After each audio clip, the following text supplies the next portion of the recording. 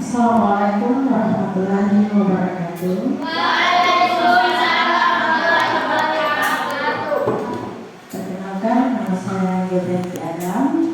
Maksud dan tujuan saya dari sini untuk memenuhi tugas luar saya dengan dosen pembimbing Ibu Fitriana Pakaya, MPD.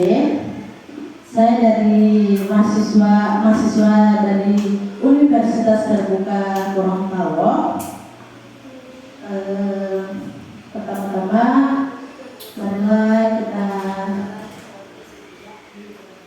panjatkan puji syukur kehadirat Allah Subhanahu wa taala, karena atas izinnya lah kita dapat berkumpul di tempat ini, dan tak lupa pula kita haturkan kepada baginda Nabi Muhammad SAW karena agar supaya rahmatnya tercurah kepada kita sebagai umat pengikutnya. Langsung saja pada materi saya hari ini. Materi saya di sini adalah kekerasan orang tua terhadap anak. Saya bertanya sedikit ya, untuk ibu-ibu, apa itu kekerasan orang tua terhadap anak?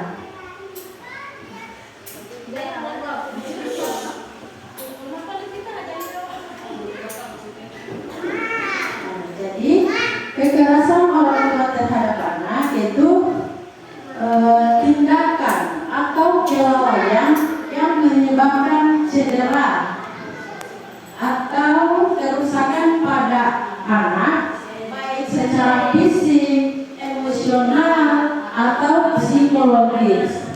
Cedera secara fisik itu bagaimana? Seperti luka, ada yang memukul, ya.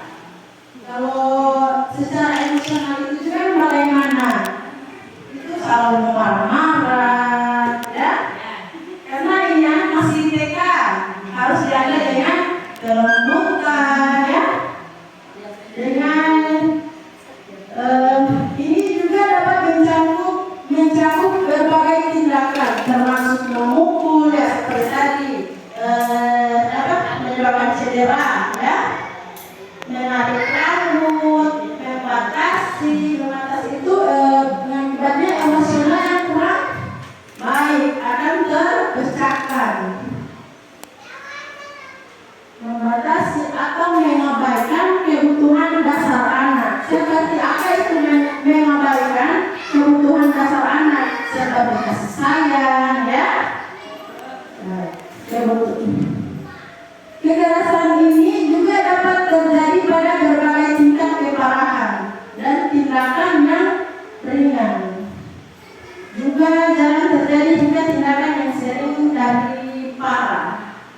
Jadi kekerasan ini ada yang ringan dan juga ada yang parah. Lanjut di sini dampak kekerasan orang tua terhadap anak. Yang pertama, luka fisik. Yang kedua, luka emosional. Yang ketiga, perubahan perilaku. Yang keempat, ketidakamanan fisik. Dan yang terakhir, ketidakamanan psikologis. Luka fisik seperti apa itu luka fisik, ibu-ibu?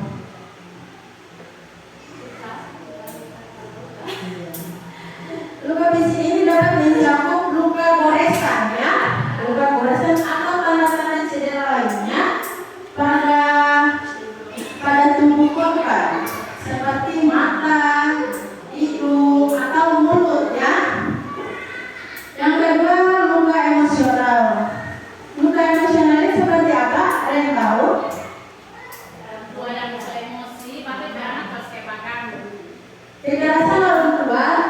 Kekerasan orang tua dapat menyebabkan trauma emosional, termasuk depresi, kecemasan, dan rasa takut,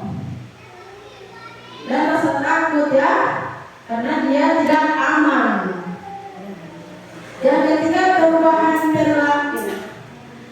Perubahan perilaku ini seperti menghindari keluar dari rumah. Dia tidak mau keluar rumah karena dia takut dengan orang tua. Menghindari berbicara dengan teman atau anggota keluarga. Itu perubahan perilaku akibat dampak kekerasan orang tua ya. Yang keempat, ketidakamanan fisik. Ketidakamanan fisik ini menyebabkan korban merasa takut atau tidak aman pada tubuh dan mungkin menghindari berada di dekat teman atau berada sendirian. Dia menghindari bercengkrama dengan teman dan memilih untuk berdiam sendiri di rumah, ya. So tidak ada sosialisasi. Dan yang terakhir yaitu ketidakamanan psikologis. Ketidakamanan psikologis ini menyebabkan korban merasa takut atau tidak aman pada pikiran dan emosinya. Jadi luka emosional ini sudah termasuk pada ketidakamanan psikologis ya.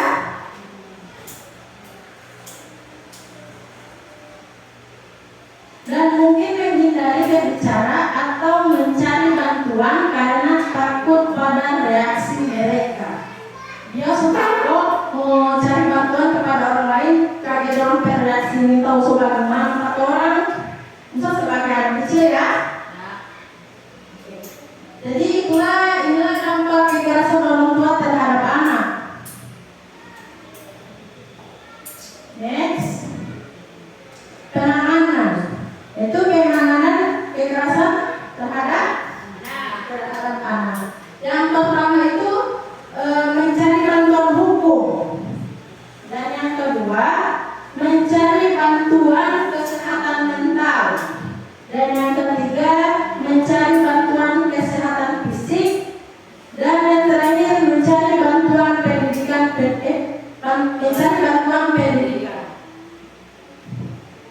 Mencari bantuan hukum ini korban kekerasan orang tua mungkin memerlukan bantuan hukum untuk melindungi diri dan anak-anak mereka. Misalkan cuma dari papa yang buku pak adik atau mama bisa. Ini mencari bantuan hukum ini mencakup mengajukan tuntutan pidana dan mengajukan tuntutan perlindungan. Kan sekarang soalnya perlindungan perempuan, perlindungan anak ya, sudah ada undang-undangnya ya. Yang kedua, mencari bantuan kesehatan mental. Kekerasan orang tua dapat memiliki dampak emosional yang signifikan pada korban. Dari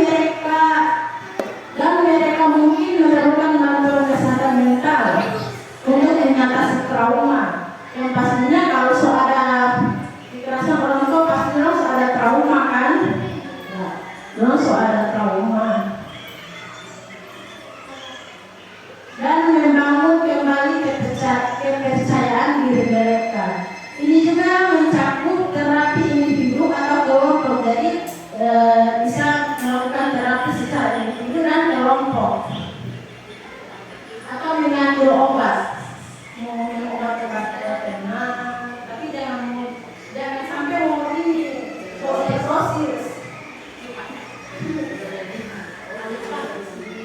Oke, yang ketiga mencari bantuan fisik. Mencari bantuan kesehatan fisik. Mencari bantuan kesehatan fisik ini, kekerasan orang tua dapat memiliki dampak fisik pada korban dan mereka mungkin memerlukan bantuan kesehatan fisik untuk mengobati luka seperti tadi yang saya bilang, luka fisik ya. Kita mungkin butuh ke puskesmas, ke rumah sakit ya, kalau sudah parah lukanya ya. Dan membangun kembali kekuatan mereka. Ini juga dapat mencakup menghadiri sisi fisioterapi seperti yang ada di kesehatan mental tadi. Atau mengambil obat untuk mengobati korban. Dan yang terakhir, mencari bantuan pendidikan. Mencari bantuan pendidikan seperti apa ibu-ibu? Ibu-ibu mencari kebutuhan, mencari bantuan pendidikan seperti apa? Mencari bantuan pendidikan itu seperti korban kekerasan orang tua mungkin memerlukan bantuan pendidikan untuk membantu anak dan orang tua yang tidak menambahkan pendidikan layak, sehingga menyebabkan stres pada orang tua dan berdampak pada anak. Seperti apa itu? Tidak mendapatkan pendidikan layak sehingga menyebabkan stres pada orang tua dan berdampak pada anak. Semua anak maksudnya ini. Ya seperti itu. Baiklah, inilah penanganan dari kekerasan orang tua ya. Jadi untuk kita sesama orang tua, kita tidak boleh melakukan kekerasan terhadap anak ya, karena bisa ditindak pidanai karena sudah ada undang-undang perlindungan anak ya. Baiklah, itulah materi dari saya. Saya ucapkan terima kasih kepada ibu-ibu yang sudah berpartisipasi pada tugas saya.